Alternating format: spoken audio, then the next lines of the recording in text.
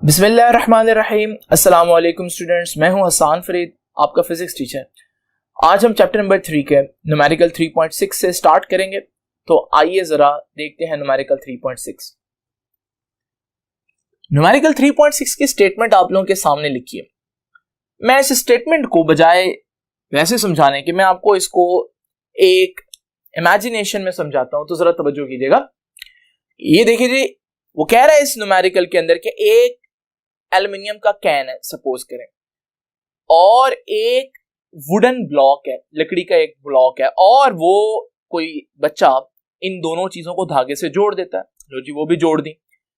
अब वो क्या करता है, वो जो एल्युमिनियम का कैन है उस कैन के अंदर एक पटाखा डालता है, फायर क्रैकर बोलते हैं इसे। अब वो पटाखा उसने चलाकर फेंक दिया अंदर, और अब उसने दोनों चीजें उठाई और उनको ऊपर फेंक दिया। जब ये ऊपर अपनी मैक्सिमम हाइट पर पहुंचेगी, जहां पर इन पूरे सिस्टम की वेलोसिटी 0 हो जाएगी, वहां पर पटाखा फटेगा। अब जब पटाखा फटेगा तो हमारे पास कैन जो है वो एक डायरेक्शन में शूट आउट करेगा, जबकि ब्लॉक मोमेंटम को कंजर्व रखने के लिए ऑपोजिट डायरेक्शन में चलेगा, जिसकी वजह से दोनों को एक स्पीड मिलेगी। वुडन ब्लॉक की स्पीड वो बता रहा है कि 3 मीटर्स पर सेकेंड होगी, तो वो पूछ रहा है कि जो कैन होगा उसकी स्पीड क्या होगी। तो बेसिकली ये इस पूरे क्वेश्चन का जो सिनेरियो है वो मैंने आपको एक्सप्लेन कर दिया। आइए जरा इसकी कैलकुलेशंस करते हैं। तो सबसे पहले कैन का मास दिया उसने, इसको मैं m1 कह देता हूं। m1 stands for mass of can, और वो कितना है 40 ग्राम्स। आपको पता है ग्राम्स सही यूनिट नहीं है, किलोग्राम में लाना पड़ेगा। उसके लिए 1000 से डिवाइड करूंगा, 1000 से डिवाइड कर दूं या 10 की पावर -3 ऐसे लिख दूं, इसका मतलब 1000 से डिवाइड करना ही है।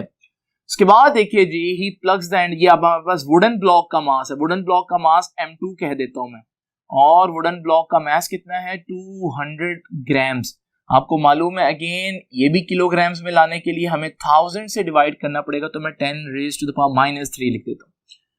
फिर हमारे पास वो कहता है कि जो ब्लॉक है it shoots out with the speed of this.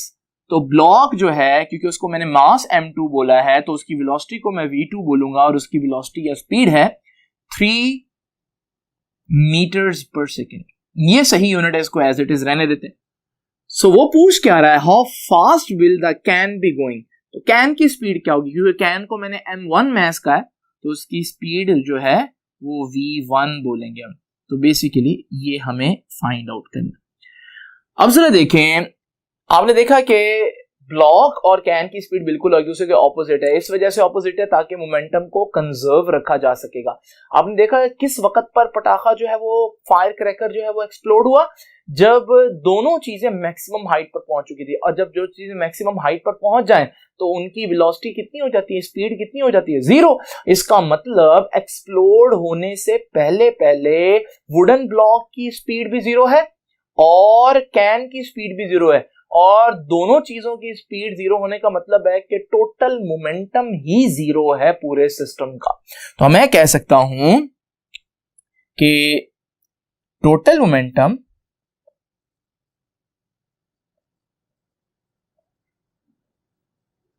Before explosion, पटाखे के फायर क्रैकर के फटने से पहले, टोटल मोमेंटम किसके बराबर होना चाहिए, टोटल मोमेंटम आफ्टर एक्सप्लोजन। तो जितना पहले मोमेंटम है उतना ही मोमेंटम बाद में भी होगा। तो ये basically law of conservation of momentum की स्टेटमेंट है। लेकिन पहले मोमेंटम है कितना, हमें मालूम है टकराने से पहले, फटने से पहले तो दोनों चीजों की वेलोसिटी 0 थी, तो दोनों का मोमेंटम तो 0 है। लेकिन बाद में कैन m1 मास का कैन v1 वेलोसिटी से मूव करेगा, तो उसका मोमेंटम तो हो जाएगा m1 v1, और m2 मास का जो ब्लॉक है वो v2 वेलोसिटी से मूव करेगा, तो उसका मोमेंटम हो जाएगा m2 v2। और क्योंकि मुझे मालूम है कि दोनों एक दूसरे के ऑपोजिट चलेंगे, तो अगर मैं एक की वेलोसिटी पॉजिटिव लूंगा तो दूसरे की नेगेटिव होगी, उसका मोमेंटम भी नेगेटिव होगा, तो ये नेगेटिव साइन आ जाएगा। तो फाइनल मोमेंटम ये है, इनिशियल मोमेंटम ये है, और ये इसके बराबर होगा। यहां से मैं इसको रीअरेंज करता हूं और इस चीज को दूसरी तरफ ले जाता हूं, तो हमारे पास ये कुछ इस तरह से बनेगा कि m1v1 is equal to m2v2, और हमें फाइंड आउट करना है कैन की वेलोसिटी यानी v1, वो किसके बराबर आएगा, m2v2 over m1। Let's put the values. m2 है mass of block, और mass of block है 200 into 10 raised to the power minus 3 kgs। v2 velocity of the block है, वो 3 meters per second है, और m1 mass of can है, और वो है 40 into 10 raised to the power minus 3 kg। Let us simplify this expression।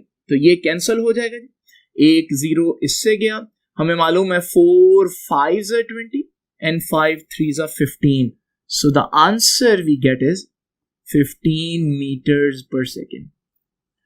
तो ये है स्पीड ऑफ कैन। बट याद रखिएगा, स्पीड ऑफ कैन मोमेंटम को कंजर्व रखने के लिए जो उसकी वेलोसिटी है वो बिल्कुल ऑपोजिट डायरेक्शन में होगी वुडन ब्लॉक की वेलोसिटी के लिहाज से।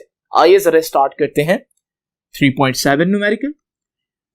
3.7 न्यूमेरिकल में वो बोल रहा है कि हमारे पास एक इलेक्ट्रॉन है जो किसी स्पीड से मूव कर रहा है, और एक हाइड्रोजन एटम है, और hydrogen atom is initially at rest.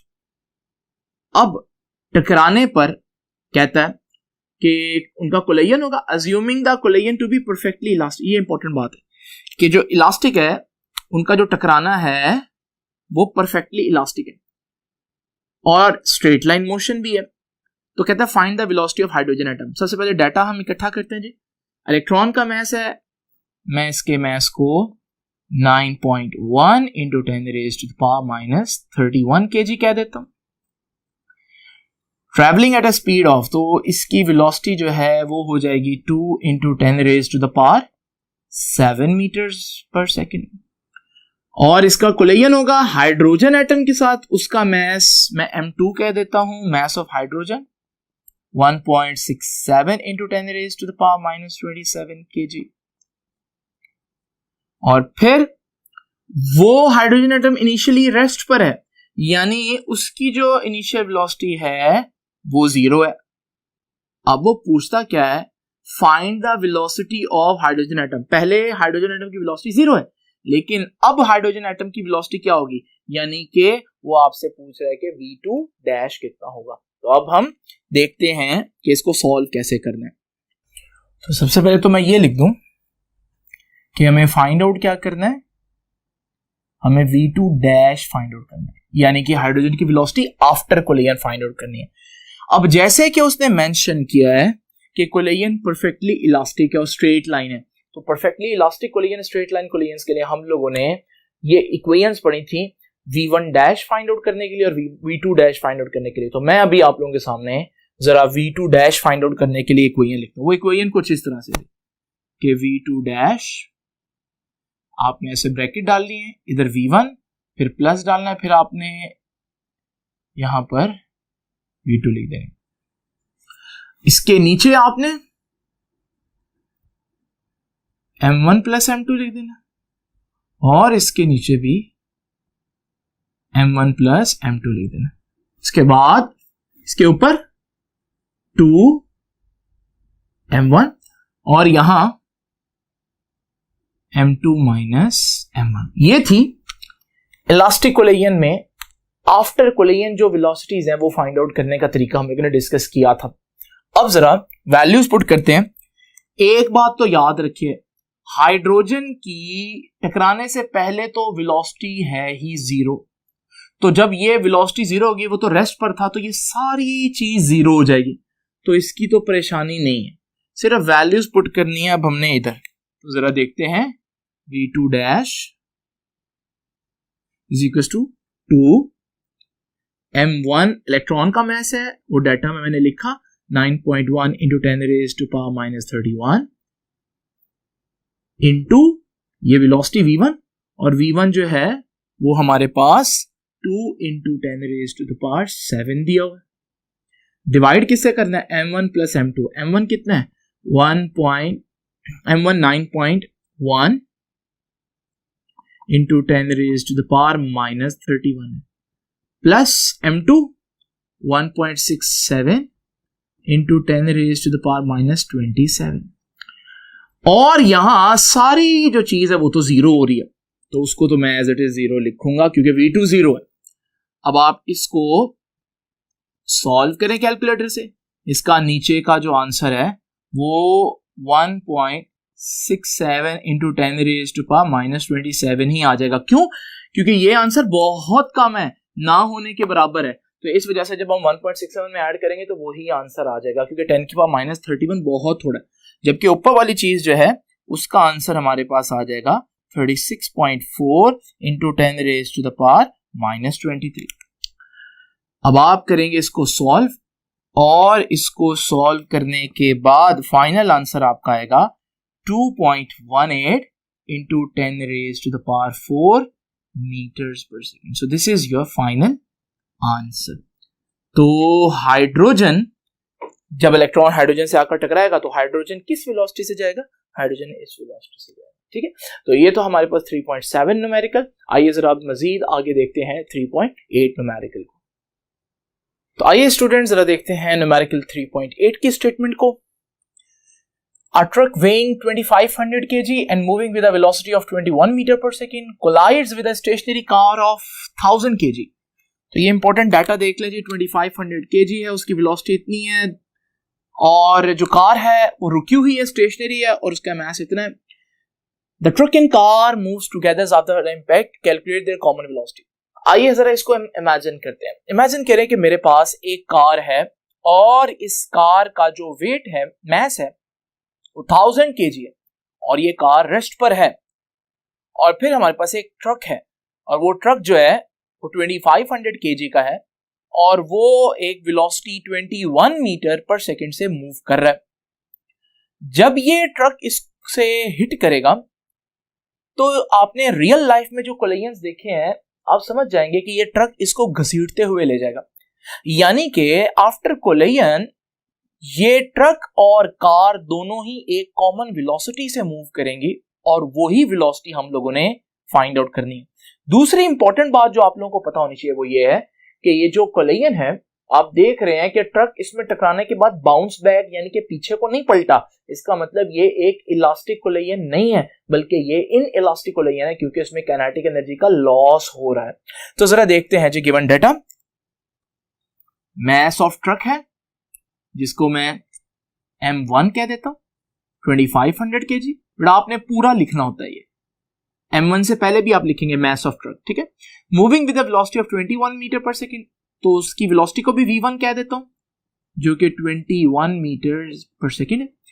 Collides with a stationary car weighing 1000 kg, तो कार जो है उसका मास है 1000 kg, और उसने वर्ड यूज किया स्टेशनरी कार। स्टेशनरी का मतलब है वो रुका हुआ है, तो उसकी वेलोसिटी जीरो ही। अब वो क्या पूछ रहे हैं? कैलकुलेट देयर कॉमन वेलोसिटी, वो जो मैंने अभी बताया। तो टकराने के बाद उनकी जो कॉमन वेलोसिटी है, क्योंकि वो उसको घसीटते हुए ले जाएगा, ड्रैग करते हुए, उसे मैं v ही कह देता हूं। हमें v फाइंड आउट करनी है। अब यहां पर सारा जो सिस्टम है वो basically law of conservation of momentum का ही है। तो आइए जरा देखते हैं law of conservation of momentum क्या कहता है कि total momentum before collision is equal to total momentum after collision. ठीक है, अब बिफोर कोलिजन क्या है? ट्रक का मोमेंटम था, उसकी वेलोसिटी v1 है, मास m1 है, तो ट्रक का मोमेंटम है m1 v1, और कार की जो हमारे पास मास है वो m2 है और वेलोसिटी v2 है, तो m2 v2। ये हो गया मोमेंटम टकराने से पहले। टकराने के बाद एक मास तो m1 है ट्रक का, लेकिन वो मूव करेगा वेलोसिटी v से, जबकि जो कार है उसका मास m2 है और मूव वो भी इसी वेलोसिटी से करेगी। जैसे कि हमने बताया कि वेलोसिटी तो कॉमन हो जाएगी क्योंकि वो ड्रैग करते हुए ले जाएगा उसको। तो फिर क्यों ना मैं v यहां से कॉमन ले लूं? तो मैं v कॉमन लेकर इसी चीज को यूं लिख देता हूं, ठीक है, तो ये है टोटल मोमेंटम बिफोर कोलिजन और ये है टोटल मोमेंटम आफ्टर कोलिजन। अब जरा देखिए हमारे पास वैल्यूज पुट करते हैं। What is the value of m1 2500 और v1 कितना है जी 21, ये हो गया जी। अच्छा m2 कितना है 1000 बट v2 कितना है 0, तो जब 0 इससे मल्टीप्लाई होगा तो ये सारी चीज तो 0 हो जाएगी। तो m1 कितना है जी 2500 प्लस m2 कितना है 1000 और v तो हमें फाइंड आउट करना है, ये आ जाएगा 52,500 और ये चीज आ जाएगी 2500 प्लस 1000 3500 और ये v एज इट इज। अब v फाइंड आउट करना है, 3500 उधर जाकर डिवाइड होगा, 52,500 से 3500 डिवाइड हो जाएगा और आपका आंसर आ जाएगा 15 मीटर्स पर सेकेंड। इसका मतलब जब वो ट्रक और कार, जब ट्रक उसको घसीटते हुए ड्रैग करते हुए ले जाएगा तो वो इस वेलोसिटी से उसको ड्रैग करेगा। चलिए आप देखते हैं 3.9। हमारे पास दो ब्लॉक्स हैं जिनके मैसेज जो हैं वो 2 kg एंड 5 kg हैं, 0.5 kg, 0.5 को हम हाफ भी कहते हैं। और सिनेरियो कुछ इस तरह से है कि उन्होंने स्प्रिंग को कंप्रेस करके दोनों मासेस एंड्स पर लगाए हुए और इतनी एनर्जी स्टोर है स्प्रिंग में, और वो बोलता है कि व्हेन ब्लॉक्स आर रिलीज्ड तो what would be there velocity.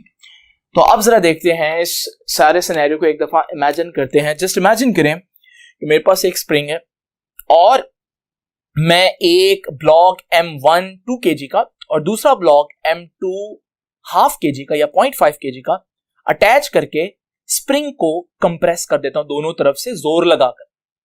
इस सूरत में आपको पता है स्प्रिंग के पास कुछ एनर्जी स्टोर हो गई होगी, मगर अभी मैंने अलाउ नहीं किया कि दोनों ब्लॉक्स मूव करें। इसका मतलब ब्लॉक्स की वेलोसिटी जो है अभी 0 है दोनों की, और जब वेलोसिटी या स्पीड 0 हो तो आपको मालूम है कि मोमेंटम भी 0 होता है। तो इस वक्त कोई मोमेंटम नहीं है, लेकिन जैसे ही मैं इनको रिलीज करूंगा, अगर एक ब्लॉक m1 v1 वेलोसिटी से मूव करेगा तो दूसरे ब्लॉक को ऑपोजिट डायरेक्शन में v2 वेलोसिटी से मूव करना पड़ेगा, क्योंकि law of conservation of momentum ये भी कहता है कि अगर आप बैकवर्ड मोमेंटम जनरेट कर रहे हैं तो फॉरवर्ड मोमेंटम जनरेट होगा ही होगा। तो यहां पर हमारे पास ये सिनेरियो कुछ इस तरह से है जिसको हम लोगों ने एक्सप्लेन करना है। वो कहता है कि जब स्प्रिंग को रिलीज करेंगे तो ये जो वेलोसिटीज v1 और v2 से ऑपोजिट डायरेक्शन में मूव करेंगे, शूट आउट करेंगे, ये वेलोसिटीज क्या है। तो आइए जरा डाटा लिखते हैं सबसे पहले। तो गिवन डाटा, एक ब्लॉक का मास दिया हुआ है 2 kg, दूसरे ब्लॉक का मास दिया हुआ है 0.5 kg और पोटेंशियल एनर्जी जो स्प्रिंग ने स्टोर की हुई है जब उनको हमने कंप्रेस किया हुआ था तो वो 10 जूल। ये बात वो कहे या ना कहे आपको पता होनी चाहिए कि दोनों की इनिशियल वेलोसिटी 0 है, क्योंकि दोनों को जब स्टार्टिंग में हमने कंप्रेस किया हुआ था हम उनको अलाउ ही नहीं कर रहे थे मूव करना, तो उनकी स्पीड तो 0 होगी। जैसे ही हम उनको मूव करना अलाउ करेंगे तो एक मूव करेगा v1 डैश वेलोसिटी से और दूसरा उसके बिल्कुल ऑपोजिट मूव करेगा v2 डैश वेलोसिटी से, और हमें यही दोनों वेलोसिटीज फाइंड आउट करनी है। जरा कैलकुलेशंस करते हैं। सबसे पहले तो मैं लगाऊंगा law of conservation of momentum.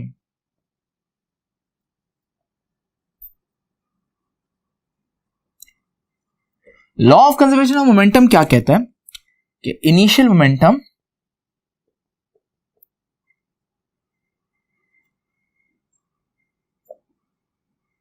Is equal to final momentum. अब बच्चों पूरे सिस्टम का इनिशियल मोमेंटम तो था ही नहीं, इनिशियल मोमेंटम तो 0 हुआ क्योंकि दोनों ब्लॉक्स रुके हुए थे, लेकिन बाद में जब मैंने एक स्प्रिंग को रिलीज किया तब तो दोनों मूव किया। इसका मतलब फाइनल मोमेंटम है। तो m1 v1 डैश से मूव करेगा तो उसका मोमेंटम हो जाएगा m1 v1 dash. m2 v2 dash से ऑपोजिट डायरेक्शन में मूव करेगा तो उसका मोमेंटम हो जाएगा m2 v2 डैश। यहां से हम कह सकते हैं कि वैल्यूज अगर हम पुट करें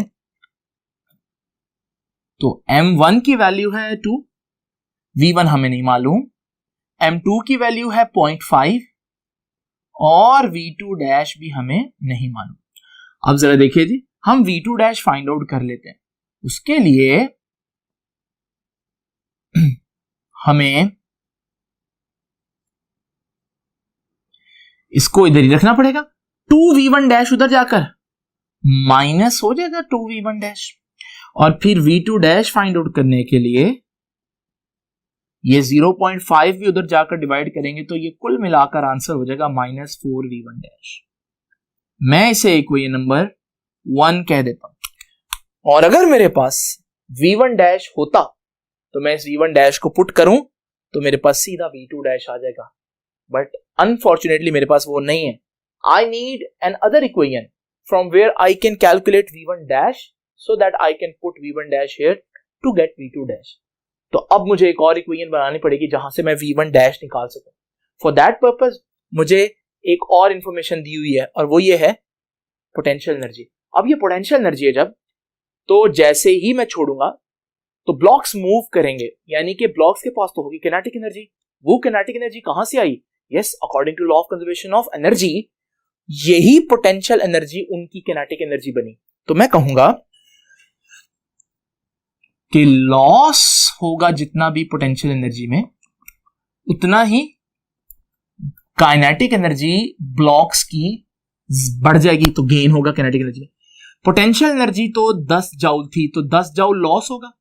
अब इसमें से कुछ एनर्जी जो है वो एक ब्लॉक लेकर मूव करेगा और कुछ एनर्जी दूसरा ब्लॉक लेकर मूव करेगा। तो एक ब्लॉक के पास जो एनर्जी है वो हाफ mv² है, लेकिन उसका मास और उसकी वेलोसिटी आएगी और साथ डैश आएगा। और दूसरा ब्लॉक जो है उसकी भी वेलोसिटी एनर्जी जो है किनेटिक एनर्जी हाफ mv², लेकिन उसका मास और उसकी वेलोसिटी के सिंबल्स आ जाएंगे। वैल्यूज पुट करते हैं बच्चों, जरा देखिएगा।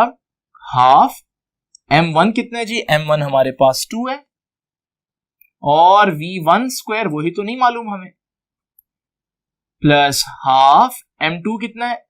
m2 है 0.5 और साथ v2 डैश स्क्वायर।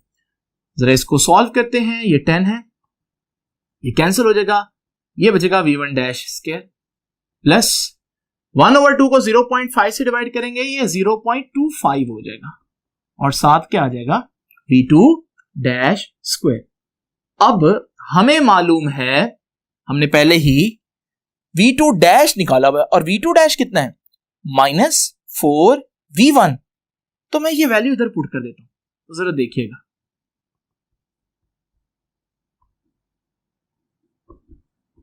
ये आ गया जी v2 डैश का स्क्वायर। तो v2 डैश तो मुझे मालूम है, v2 डैश तो -4v1 है डैश, लेकिन साथ स्क्वायर आ रहा है तो वो मैं एज इट इज डाल दूंगा। लो भाई जरा देखते हैं क्या सूरत हाल बनती है। v1 डैश स्क्वायर प्लस 0.25 बाहर है, अंदर रह जाएगा, माइनस का स्क्वायर तो पॉजिटिव होता है, और 4 का स्क्वायर 16 और v1 डैश ये मेरे पास आ जाएगा। जब 16 को आप 0.25 से मल्टीप्लाई करेंगे तो आपका आंसर आएगा 4v1 dash square. Now this is v1 dash square 4 times, और ये v1 डैश स्क्वायर है, तो ऐड करूंगा तो 5v1 डैश स्क्वायर आ जाएगा। तो यहां से v1 डैश स्क्वायर किसके बराबर आएगा? 5 उधर जाकर 10 से डिवाइड हो जाएगा, तो 10/5 which is 2। लेकिन ये तो v1 डैश का स्क्वायर है ना, तो v1 कैसे निकालेंगे बेटा? अंडर रूट ले लें दोनों तरफ, और 2 का अंडर रूट कितना होता है? 1.4 metres per second. Now this is the velocity of mass 1। तो एक की वेलोसिटी तो आ गई हमारे पास, लेकिन हमें तो दोनों की वेलोसिटी चाहिए, तो मैं इस वेलोसिटी को वापस इक्वेशन नंबर 1 में पुट कर देता हूं, तो मेरे पास v2 डैश आ जाएगा। ठीक है जी, तो जरा देखिएगा, मैं कहता हूं बाय पुटिंग इन इक्वेशन 1, तो इक्वेशन 1 में पुट करूंगा। इक्वेशन 1 ये है, इसको मैं लिख देता हूं एक दफा।